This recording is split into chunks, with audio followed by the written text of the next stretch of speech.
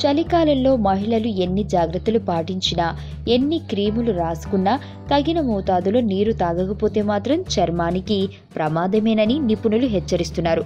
చలికాలంలో పొడవునా వాతావరణం చల్లగా ఉంటుంది కాబట్టి మంచినీళ్లు పదే పదే తాగాలనిపించదు. పైగా గాలిలో తేమ తక్కువ కాబట్టి శరీరం నుంచి బయటకు వెళ్లే నీటి శాతం కూడా కాస్త ఎక్కువగానే ఉంటుంది. దీంతో చర్మం మరింతగా పొడిబారిపోవడము తప్పదు.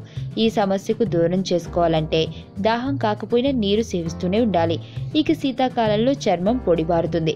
శీతాకాలంలో నువ్వుల నూనె చర్మానికి ఎంతో మేలు చేస్తుంది. శరీరానికి నూనె పట్టించి సున్నిపిండితో గోరువెచ్చని నీటితో స్నానం చేస్తే చర్మం మృదువుగా తయారవుతుంది. స్నానం చేసిన తర్వాత ముఖానికి తప్పకుండా క్రీమ్ రాసుకోవాలి. ముఖ్యంగా విటమిన్ ఇ ఉన్న క్రీములు వాడటం మంచిది. చలికాలంలో వచ్చే పగుళ్లకు వ్యాజిలిన్ వాడటం ఉత్తమం. సాధారణ సబ్బుకు బదులు గ్లిజరిన్ సబ్బులు వాడటం మంచిది. రాత్రి పడుకునే ముందు తప్పనిసరిగా చేతులకు, కాళ్లకు మాయిశ్చరైజర్ క్రీమ్ రాసుకోవాలి. వారానికి ఒకసారైనా వేడి చేసిన కొబ్బరి నూనె లేదా నువ్వుల నూనెతో మసాజ్ చేసుకోవడం మంచిది.